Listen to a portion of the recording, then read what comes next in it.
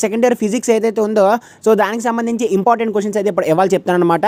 So ఇవి చేశారనుకోండి, so ఇందులో ఏంటంటే మ్యాక్సిమమ్ సో మనకి 80-85% క్వశ్చన్స్ అనేవి అయితే వస్తాయన్నమాట.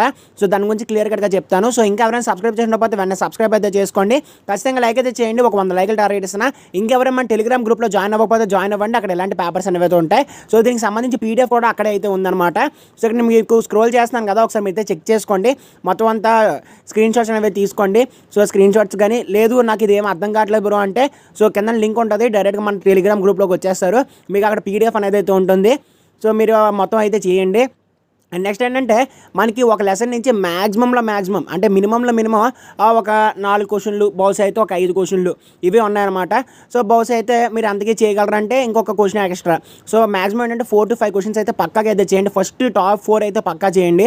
మీకు ఎలా చూసుకున్నా మీ పాస్ మార్క్ అనేది అయితే దాటేస్తారు. సో పాస్ మార్క్ దాటేసిన తర్వాత 2 మార్క్స్ అనేవి అయితే సో కంపల్సరీగా అయితే చేయండి. 2 మార్క్స్ అయితే వదిలేకండి, ఎందుకంటే అవే 20 మార్కులు అయితే వస్తాయి. ఒక 5 2 మార్క్స్ అయితే చేయండి. సో ఇక్కడ 20 ప్లస్ అక్కడ వచ్చేసి మనకి ఏంటంటే 10 ఒక 30 మార్కులు లేదంటే 40 మార్కుల వరకు అయితే మీరు వెళ్ళగలరు అనమాట.